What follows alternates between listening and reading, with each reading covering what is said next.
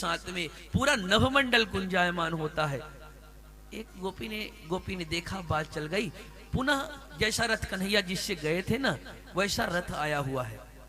किसी ने कहा अब क्या जरूरत पड़ी है? अक्रूर आगतः किंबा, वही अक्रूर क्या आ गया क्या? या कंसस्य अर्थ साधका, कहीं अक्रूर तो नहीं आया? एक ने कहा नहीं, जरूर आया होगा। हमारे कन्हैया ने उसके राजा कंस को जो मार दिया है ना, अब पिंड दान करने के लिए हम गोपिकाओं का मांस लेने के लिए आया होगा, अक्रूर ही आया होगा। सुबह उद्धव जी उठ करके चले गए थे, यमुना जी स्नान करके आ रहे थे, तो जैसे दूर से देखा तो देख करके एक क्षण को ऐसा लगा, एक क्षण को गोपिकाओं को ऐसे लगा कि कहीं ये कन्हैया तो नहीं है। पर थोड़ी देर में उनका भ्रम टूट गया, उनको पता चल गया ये कन्हैया नहीं है। क्या अंतर था? थे तो कन्हैया के सदृश, फिर अंतर क्या था? एक ही अंतर था कि कन्हैया जब चलते हैं तो सीधे चल ही नहीं सकते, वो थोड़ी न थोड़ी कुछ नैन मटक्का करते ही कन्हैया चलेंगे। उद्धव थोड़ी गंभीर होकर के चल रहे हैं। तो गोपियों के मन में जो लगा था कहीं ये कन्हैया का सखा है। गोपिकाओं ने देख करके अपने आप ही बोल दिया, जानीमस्त्वां यदुपते पार्षदं समुपागतम् भद्रे भद्रे प्रेषितं पितॄन् भवान प्रिय चिकीर्षयः। मैं जानता हूं आप कौन हो, आप हमारे कन्हैया के आप मित्र हो। आप आए क्यों हो? आप लोग हाथी न रखो तो ज्यादा ठीक है, ना इधर रह जाता ना उधर रह जाता, उस समय नहीं मिलता। या कि कोई एक धुन कोई पकड़ लीजिए तो फिर उस पर ही चलते हैं हम लोग।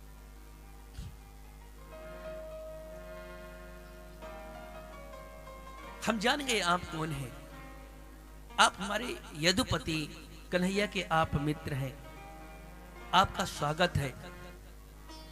उद्धव उन गोपियों को संदेश सुनाना चाहते थे, उद्धव ने मना कर दिया। आप गोपिकाओं ने मना किया, आप मेरे साथ आइए। एक निकुंज में लेकर के गई, एक देवी कृष्ण होकर के बैठी हुई है, पूरे शरीर से रोए रोए से कृष्ण कृष्ण नाम धुन निकल रही है। सखियों ने कहा, गोपिकाओं ने कहा, वीर ये कोई भगवान कृष्ण का, कन्हैया का मेरे कोई मित्र आया है। उन्होंने एक ठीक से एक नजर देखा भी नहीं, एक भौरा तब तक गुंजार किया। उस भौरे के गुंजार को सुन करके बोलना शुरू किया, बोलना शुरू किया। एक बहुत अच्छा 2-3 लाइन का मुझको बहुत प्रिय लगता है। मानो उल्हाना दे रही है एक भ्रमर के माध्यम से, यहां भी सताने आ गए। मानो एक उल्हाना सा दे रही है, यहां भी सताने आ गए, छोड़ के तो चला गया, अभी भी संतोष नहीं मिला। उस भ्रमर के गुंजार के माध्यम से उद्धव के इंगित करके बोल रही हैं, यहां भी सताने आ गए, यहां भी सताने आ गए, किसने पता बता दिया, यहां भी सताने आ गए, किसने पता बता दिया, यहां भी सताने। सब तो लेके चला गया, बचा क्या मेरे पास में? किसने पता बता दिया, यहां भी सताने आ गए, किसने पता बता दिया, यहां भी सताने आ गए। आए हो मेरी कब्र पर, आए हो मेरी कब्र पर, देख लिया मेरा हाल। आए हो मेरी कब्र पर, आए हो मेरी कब्र पर, देख लिया सब हाल। ठुकरा के प्यार को मेरा, ठुकरा के प्यार मेरा, ठुकरा के प्यार को मेरा, ठुकरा के प्यार को मेरा, अपना किसे बना लिया, यहाँ भी सताने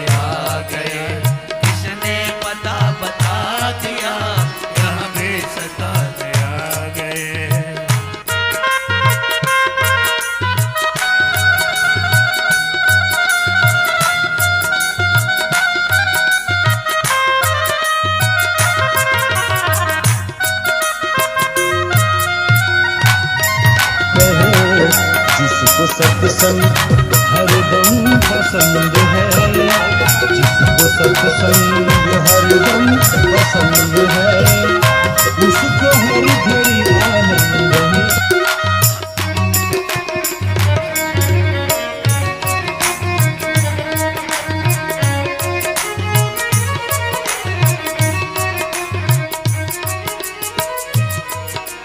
तुमने जो मेरी काब्र पर, जो मेरी काब्र पर, तुमने जो मेरी काब्र पर, तुमने जो मेरी काब्र पर आकर के मुस्कुरा दिया, आकर के मुस्कुरा दिया। तुमने जो मेरी काब्र पर आकर के मुस्कुरा दिया, तुमने जो मेरी काब्र पर आकर के मुस्कुरा दिया।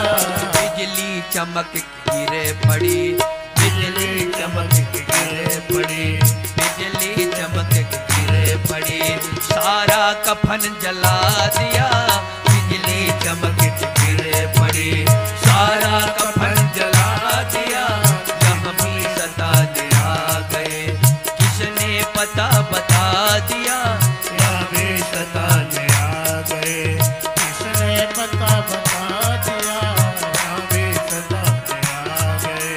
किसने पता बता दिया, यहाँ भी सताने आ गए, किसने पता बता दिया, यहाँ भी सताने आ गए, यहाँ भी सताने आ गए, यहाँ भी सताने आ गए। भैया ने कहा राधा जी ये कोई और नहीं है, ये ब्रज की ब्रजेश्वरी श्री राधा जी बैठे, जिनके पूरे पूरे अंग प्रत्यंग से कृष्ण कृष्ण नाम उच्चारण हो रहा है। उस भ्रमर के ब्याज से उन्होंने कहा कि मधुब की तब बंधो मां स्पृशांघ्रिम सपत्न्या, कुछ बिलुलित माला कुमकुमयी अश्रुभिर्नः, बहति मधुपतिस्तान माननीनां प्रसादम्, यदि सदसि विडम्बम यस्तु दूतास्त्वमीदृक्। हे मधुप, हे भौरे, मां स्पृशांघ्रिम सपत्न्या, मेरे अंगों को तू मत छू। क्यों न छुए? इसलिए न छू कि तुम्हारे इन मूछों पर पुष्प के पराग लगे हुए हैं। ऐसा लगता है कि मेरे श्याम सुंदर प्राण प्रीतम इस समय मथुरा में बड़े प्रसन्न हैं, और हम तो ठहरी गांव की गवारीन रहने वाली, पर मथुरा में तो बड़ी बड़ी माननीय रहती हैं, अब तो उनके खिदमत में वो रहती होंगी, और वो जो आपस में उनकी जो इस समय मधुरापुर वासिनी प्रेयसी हैं, उनके आलिंगन जब गले मिलते होंगे तो माला जो है वो उसका पराग निकलता होगा, और कन्हैया के उस पराग को लेकर के तुम मेरे पास आए हो, तुम मुझको जलाने के लिए आए हो ना। कन्हैया कितना खुश है, तुम पर विश्वास करना ही गलत है। कहे तो उद्धव को रही है, पर बहाना उन्होंने लगा लिया है भौरे का। कितब बंधो, कितव का मतलब होता है कपटी, कितव का मतलब होता है किंतब। जैसे किसी ने, संतोष भैया आपने कुछ किसी को दे दिया, और देने के बाद फिर एक साल बाद आपने कहा भैया वो मैंने सामान दिया था, तो उन्होंने कहा आपका नाम संतोष है, आप संतोष कर लीजिए, वो तो गया काम से। तो आपका ही सामान था, वो रखा था, आपने कहा भैया मेरा सामान दे दो, वो बोले किन तब क्या है, तुम्हारा है। उसको बोलते हैं कपटी, वो जानता तो है उनका है। तो गोपियां कह रही हैं मधुब कितब बंधो मां स्पृशांघ्रिम सपत्न्या, तू उसी कपटी का ही तो, उसी कपटी का तो है मित्र। जैसे उसने सब कुछ मेरा ले लिया, हमने उसको सर्वस्व समर्पण कर दिया, पर उस काले कपटी ने जो मेरे साथ किया, छोड़ करके गया तो आज तक देखने नहीं आया। तो उसी काले कलूटे कन्हैया का भी एक बात कहें, हे भौरे, हमको तो जितने दुनिया में काले लोग हैं ना, हमको तो उनसे ही नफरत हो गई। मैंने जितने काले लोग हैं मैंने सबको देख लिया। यहाँ कोई हो तो बुरा मत मान जाना, ये तो केवल व्यंग है सब। गोपियां कह रही हैं उद्धव सब कारे अजमायो, जितने काले कलूटे हैं सबको मैंने अजमा करके देख लिया।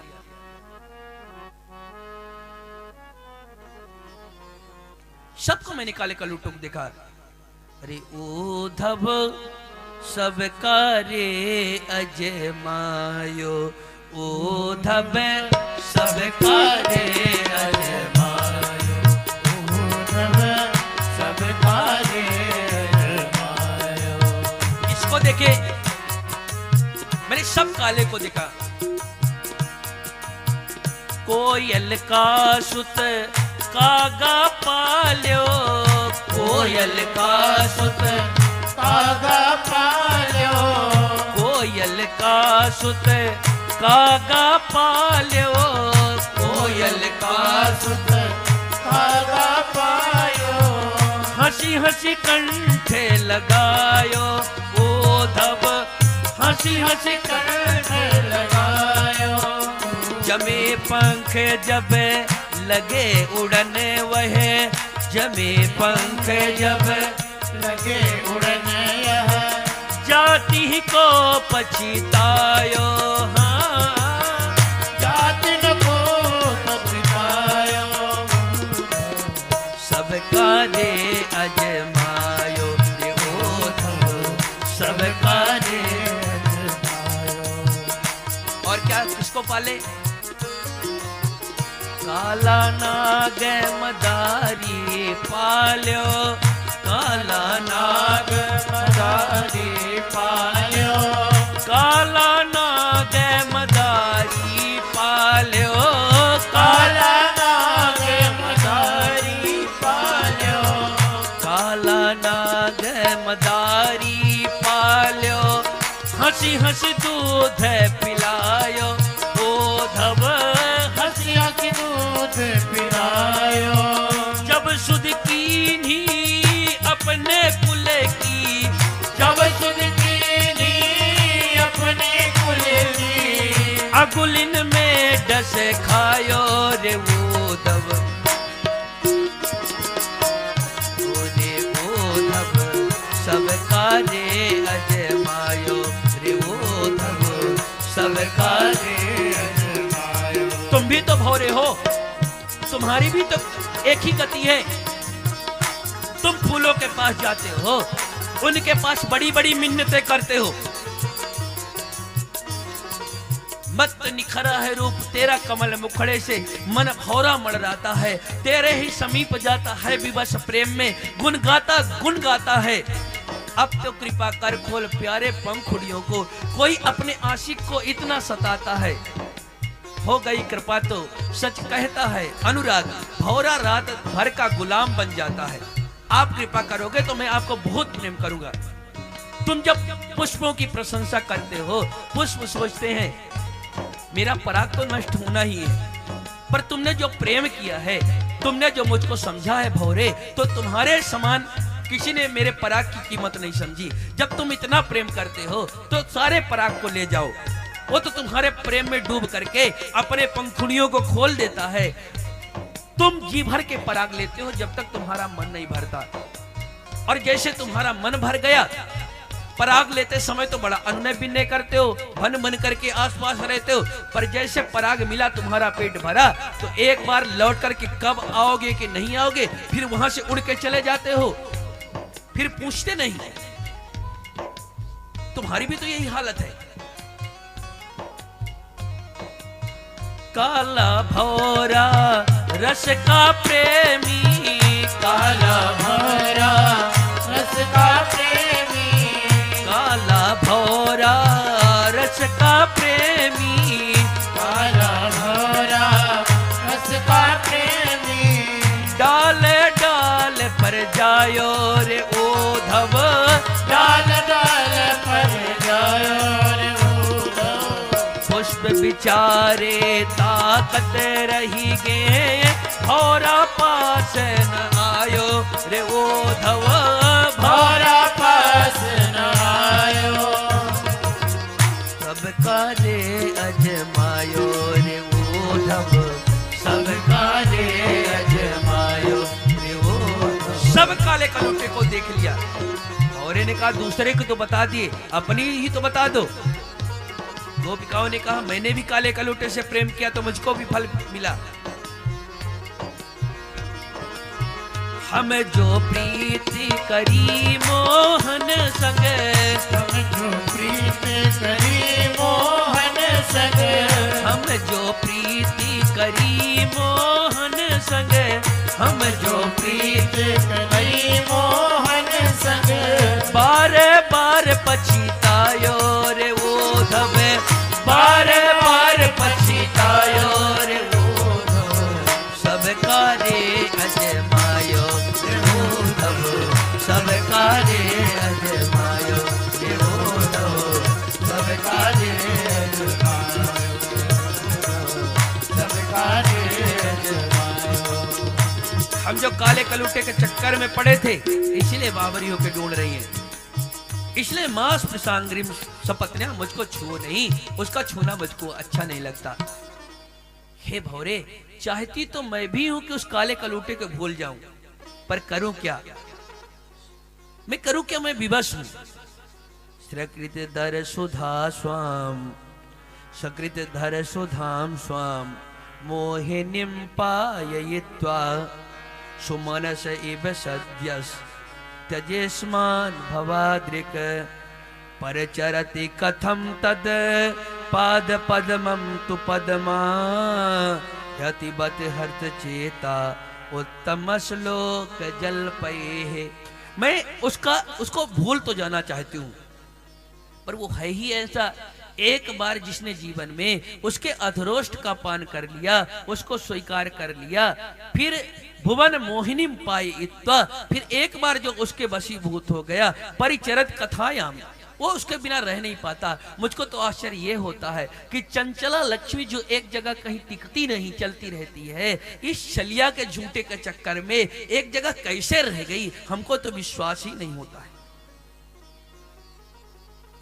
भौरा ने थोड़ा गुनगुनाया, उन्होंने कहा अच्छा भौरे, तुम अपने स्वामी के महिमा का गान कर रहे हो, तुम सोचते हो तुम्हारे स्वामी को नहीं जानते, हम तुम्हारे स्वामी को अच्छे से जानते, आज से नहीं पहले से जानते हैं।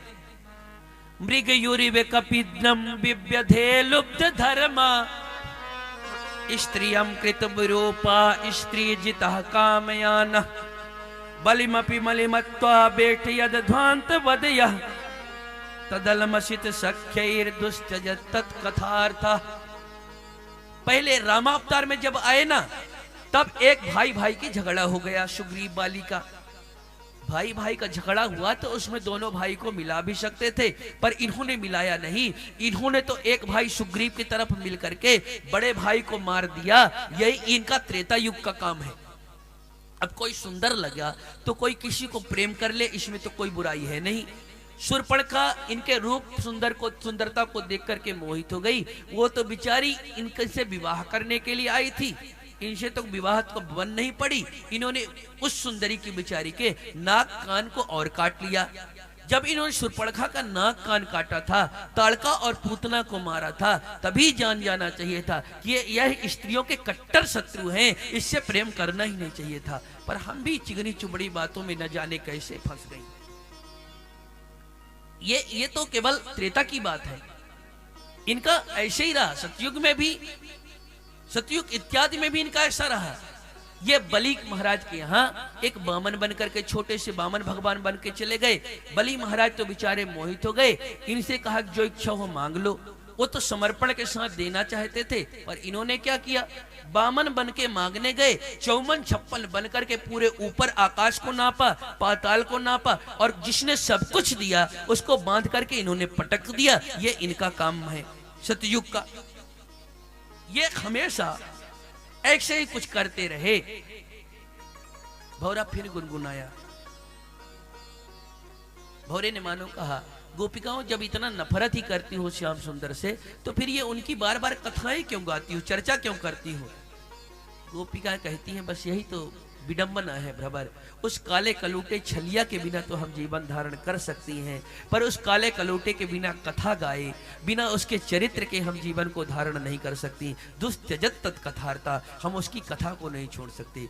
और ये बड़ा चरित्र है, केवल एक श्लोक। गोपिकाओं ने कहा, यह धनु चरित लीला कर्ण पीयूष विप्रुट सगृत धनु विधुता द्वंद्व धर्मा विनष्टा। मैं कथा में पहले हमेशा कहा करता हूं कि देखो, ज्यादा जिसको घर गृहस्थी का मोह हो वो ज्यादा भगवान की कथा वगैरह मत सुनो, क्योंकि अगर सच्चे मन से सुनने लगी तो फिर भगवान की कथा के बिना कहीं रह ही नहीं पाओगे। फिर कथा ही चाहिए, फिर कथा ही सुनना, उसके कथा मात्र के जीवन कथा ही रह जाता है।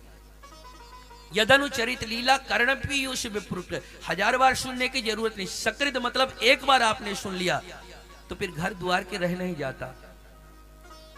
द्वंद धर्मा विनष्टा सपदि गृह कुटुंबम दीन मुत सृज दीना। मीरा जी मेवाड़ की महारानी थी, बुद्ध जी,